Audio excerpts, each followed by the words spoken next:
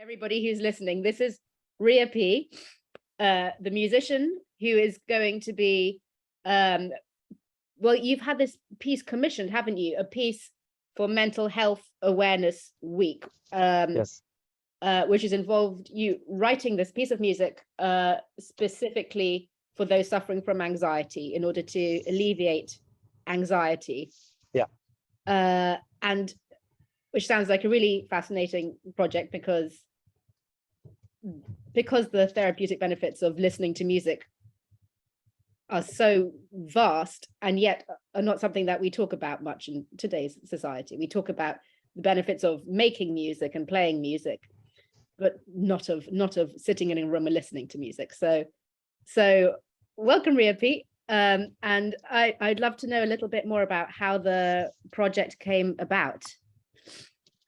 Well, it's so yeah, they approached me, knowing what I do, and I thought the idea, of course, was great because I really think that if everybody plays music, I think we can change the world, right? It makes it gives something very, very special to your own being, right? Like because I think this anxiety and all these issues, this mental health. For me, first of all, there is no mental health, there is health. And health is going to affect your body and your mind, right? The two work together.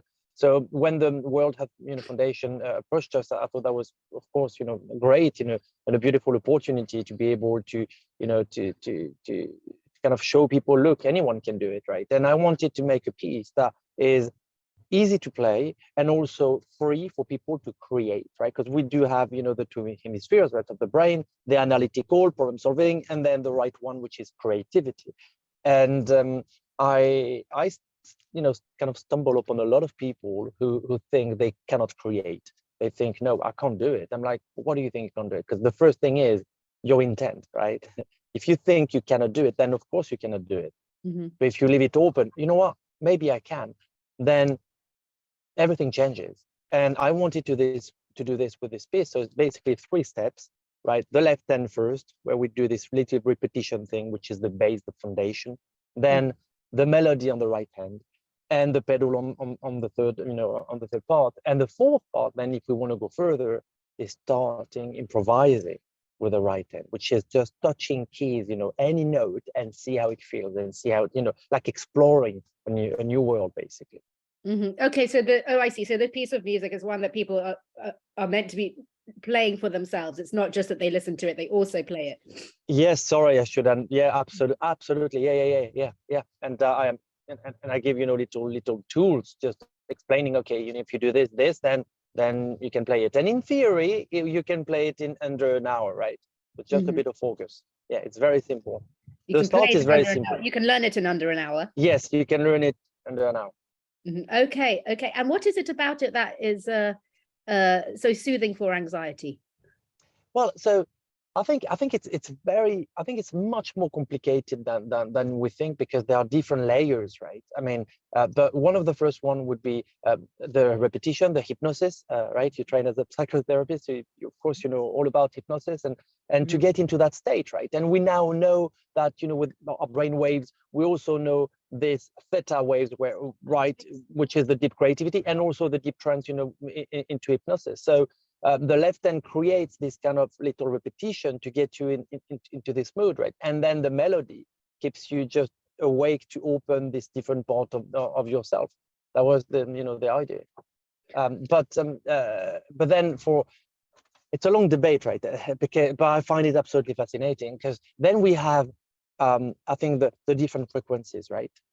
So I think, you can, let's say, for example, people think, oh, so classical music is good, for you to meditate or to relax. I'm like, well, yes and no, because if you listen to Wagner, right? I mean, I'm not sure that's the best, listen to the Valkyrie. I mean, wow, it's going to be a weird meditation. It's going to be powerful, but I'm not sure you're going to feel this peace of mind you want to feel, right? And at the same time, you can have a very, very simple and very slow piece that might also have a very tense, attention within it, right? So it's really hard to, I think we have the tone, we have to look at the colors, we have to look at, the rhythm, we have to look at many, many things, many aspects, towards towards music. Basically, it's much more complex than this, and this then will have a coherence with the heart, right?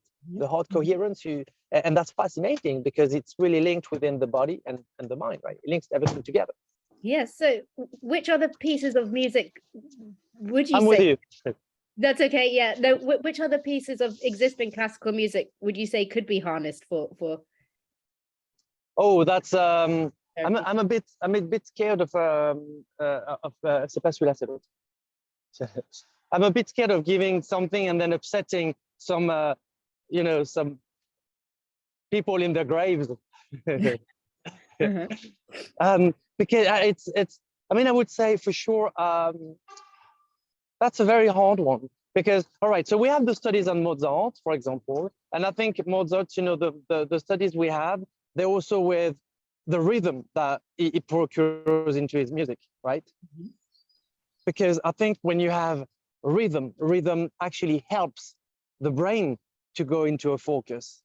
Mhm. You see, so if well, that's what I see, that's what I experience, and of course, all of this is just based on my experience. So I'm not saying it's true. I'm saying the more, because I mean, I've struggled with anxiety. Well, it's not true actually. I didn't struggle just with anxiety, and people usually put stuff as well into the depression, kind of. But I don't really know. I think depression is like it's a big circle, and inside you have so many things, and everybody is different. For me, it was, yeah, suicidal thoughts, and well, actually, yeah, little actions, and it was just impossible to live. Right, this pain here every single morning, and you just want to die every single morning of your existence. So Because this came out of your own history with depression and struggling with depression. This yeah, interest in absolutely, mental health and music. Yeah. yeah, for sure. I found a tree and a little park. Oh, lovely.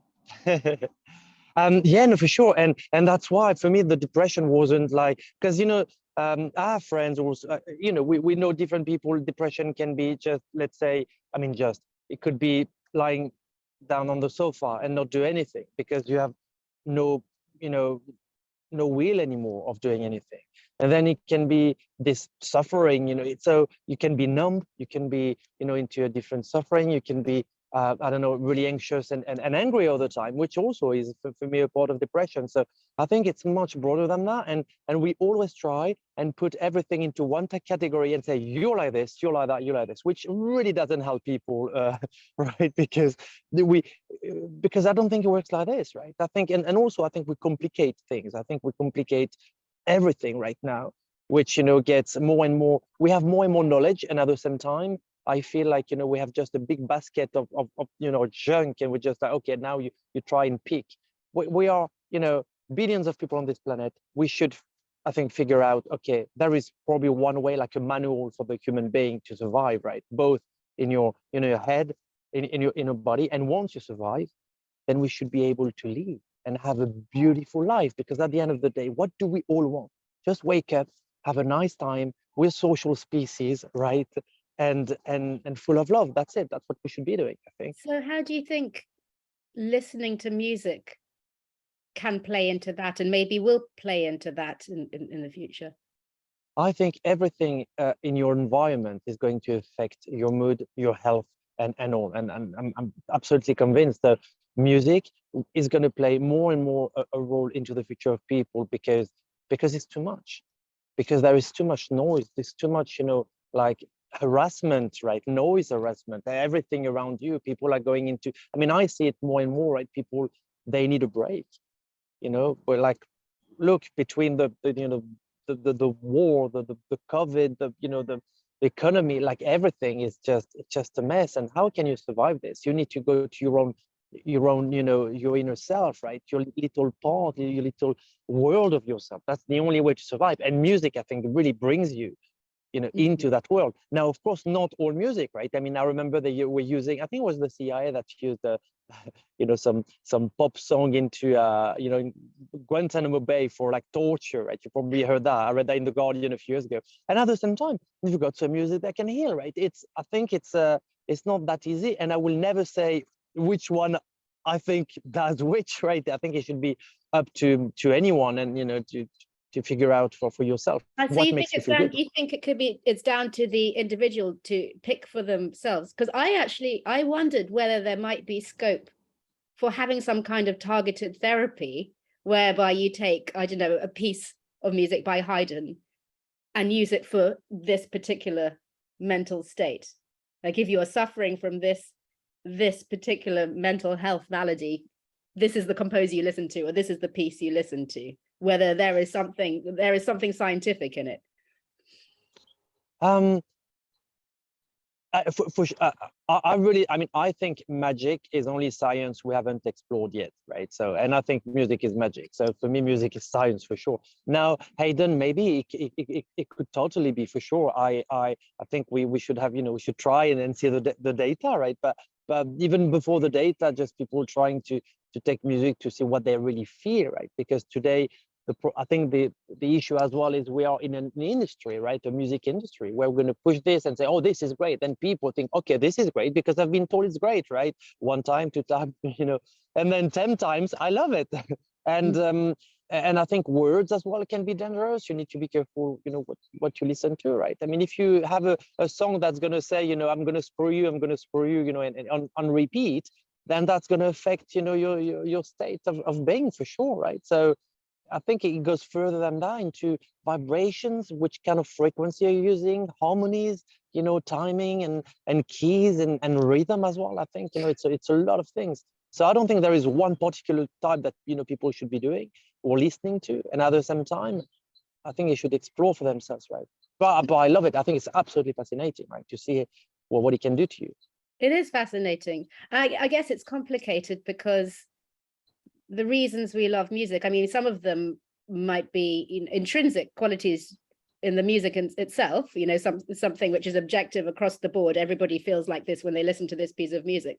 And some of it might have more to do with your own experiences, your own memories, and the associations you have with particular pieces of music. So it's not necessarily a one size fits all thing.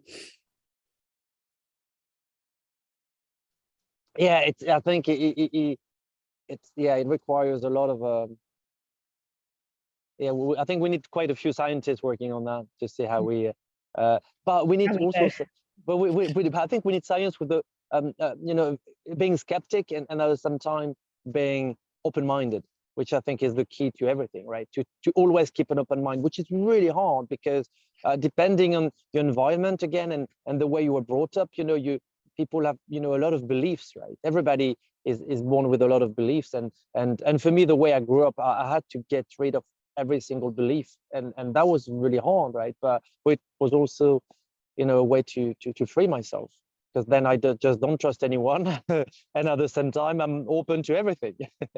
Mm-hmm. Mm-hmm. Mm-hmm.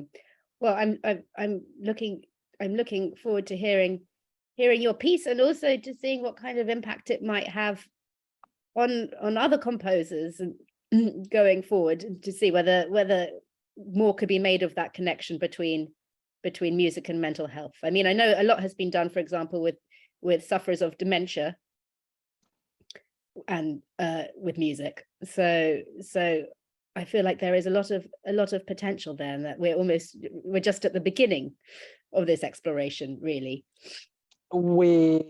I mean, we are, and also binaural beats, right? It depends. You need to know who's doing them. But I mean, I've been working on binaural beats for a while, and it's incredible, absolutely incredible, absolutely incredible. And I've read studies about dementia and the effect of binaural beats, and I think there is something there, and I think there is something that could be, I'm actually convinced that we could heal a lot of stuff with the right vibrations, right? Because it goes, it's all linked, isn't it? I mean, we can affect ourselves, right? With just even a placebo effect could affect ourselves, right? I mean, that's been proven, right? With the how do you call this, like the group A, group B, when they do like those trials, and sometimes they put a placebo in, and the effect is working because people believe this is going to save their lives, right? So I think it's fascinating. There is so much. We live in very exciting times, right? In a way.